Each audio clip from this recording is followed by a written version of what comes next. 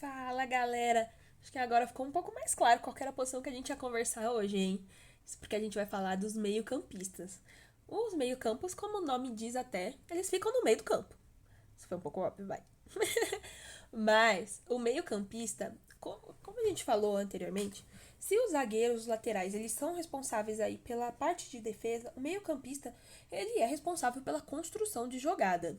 Ele é o articulador da jogada que vai gerar o gol, que é o que todo mundo busca, né? Ele então é responsável por conectar todos esses pedaços. Então ele conecta a zaga, o sistema defensivo, com os atacantes, o sistema ofensivo. Ele é o cara que constrói e tira daqui para cá com o objetivo de fazer o gol. Beleza? O meio-campista clássico, né? O volante, como eu falei no último vídeo, se o volante é o cara que sustenta e o início da jogada, tá? Normalmente o início da jogada, o meio-campista é o cara que pega essa bola, esse início de jogada, e ele decide o que vai ser feito.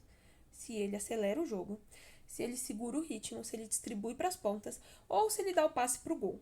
Então, normalmente, o meio-campista é o cara que organiza essa baguncinha aí. Então, para você ser um bom meio-campo, o que você precisa? Antes de mais nada, visão de jogo e criatividade. O meio-campista ele precisa ter uma visão de jogo muito rápida para entender o que está acontecendo e para criatividade de jogadas. Como eu falei, são eles que dão os starts das jogadas que geram gol. Então eles precisam ser bastante criativos e ter uma visão muito rápida para ver se é necessário que o jogo acelere, se o jogo dê uma freada e a jogada seja mais trabalhada, se o passe é direto pro atacante, então ele precisa ver o que vai acontecer. Pausa para coçar os olhos. Míope é isso aí, gente. Além disso, ele precisa ter um refinamento técnico. O meio-campista ele precisa ser um cara muito refinado tecnicamente. Ou seja, ele precisa ter uma gama de conhecimentos de jogadas, de dribles, etc. Muito bom. Então é um cara que é muito cérebro, tá? Então ele precisa ser desse estilo. Além disso, precisa ter uma inteligência espacial muito grande, porque ele precisa entender as dimensões do campo para evitar, por exemplo, passes errados. Então, né? Ele precisa ter uma visão espacial muito boa para, além de ver as suas opções para frente, então ver quem são os atacantes para frente, quem tá vindo de trás, se não tá vindo zagueiro do time adversário nas costas dele. Então é bastante importante isso. Então o cara precisa ter uma visão espacial muito boa. Além disso, ele precisa ter chutes muito bons de médio e longo prazo. Ele precisa ser muito certeiro em passes. Isso porque, como eu falei, é ele quem dita o ritmo do jogo dali pra frente. Então ele precisa garantir que a bola chegue nas pessoas, né? Quem precisa aí chegar. A gente tem alguns tipos de meio campo. Vou falar de dois especificamente. Eu vou falar do meia armador, que vocês vão ouvir bastante, também chamado de meia de ligação. Esse cara é o cara que organiza o time desde lá de trás. Então, normalmente o meia armador também pode ser um volante. Por isso que eu falei que as posições se intercalam. Ele vem aqui, ele organiza o time desde aqui de trás. Ele distribui o jogo ou para os lados ou para o meio e ele dita a cadência do jogo. Se o jogo vai ser rápido, vai ser devagar. Normalmente quem dita são os meias armadores ou meias de ligação.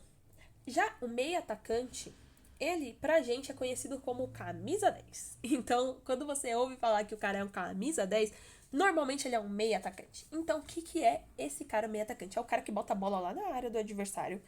É o jogador de último passe, o jogador do drible, que dá uma desconcertada na zaga e também é o cara que finaliza. Então, a gente tem um carinho muito especial pela camisa 10 justamente por conta desses meias atacantes que a gente vai conversar daqui a pouco. Mas então, normalmente é esse meia que é o cara que vai finalizar a jogada. Então, ele também é bastante importante, ele faz os dribles ali. A gente tem. Assim, é muito difícil.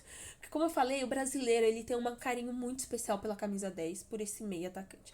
Isso porque simplesmente existe um cara que, sem querer, pegou a camisa 10.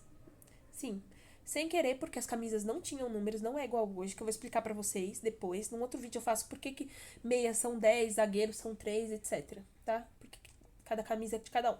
Mas nessa época não tinha camisa. Esse cara simplesmente pegou a camisa 10, que era porque tinha sobrado, colocou ela, ressignificou o que seria uma camisa 10, significou na verdade porque não existia.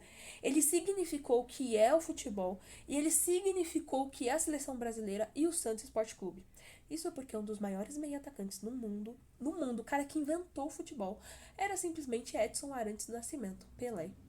Então, assim, eu não tenho como falar desse cara, tipo assim, o vídeo ficaria muito comprido, mas basicamente ele era um meio-atacante, aí esse camisa 10 e, cara, o cara é simplesmente um gênio aos 15 anos de idade. É isso, ele ganha uma Copa aos 17, assim, um negócio absurdo, sabe? Assim, não é um nível que, caraca, não dá.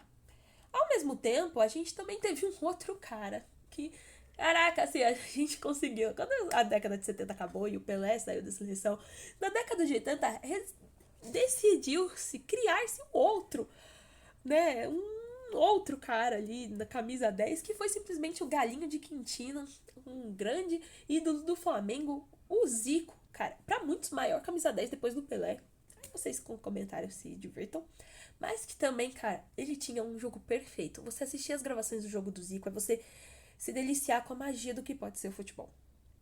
Ah, claro que na década de 70 também tinha um outro cara, que inclusive tá vivo até hoje, que assim, é um cara que, nossa, conheceria, acho que eu choraria se conhecesse ele. Responsável aí pelo Tri de 70, que jogou junto com o Pelé, que foi o Rivelino. Ele também era meia.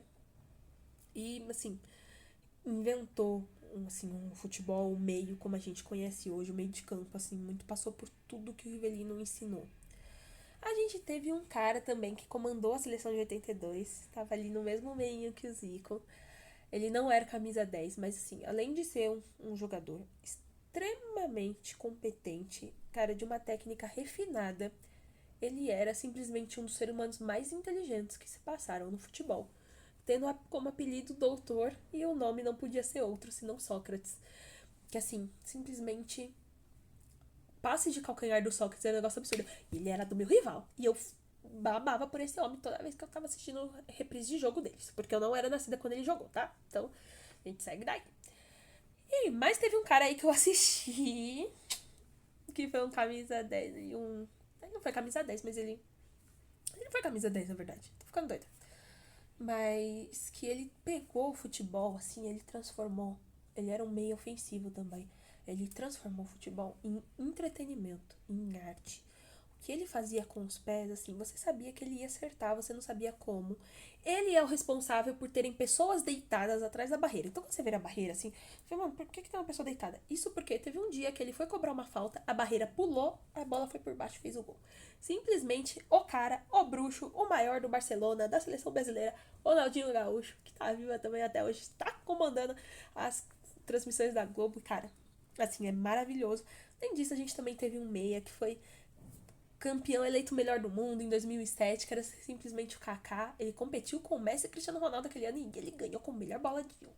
Melhor como bola de ouro daquele ano, que foi simplesmente o Kaká. Além disso, a gente teve o Alex também, que é mais meu coraçãozinho. Isso porque ele foi jogador do Palmeiras. Atualmente a gente tem como camisa 10 do Brasil, como eu falo, é uma posição que é muito emblemática. A gente tem o Neymar Júnior, que foi um jogador, né? Ele começou a carreira ali como ponta esquerda, mas a galera viu que como 10 ali, como meio armador, ele era muito melhor.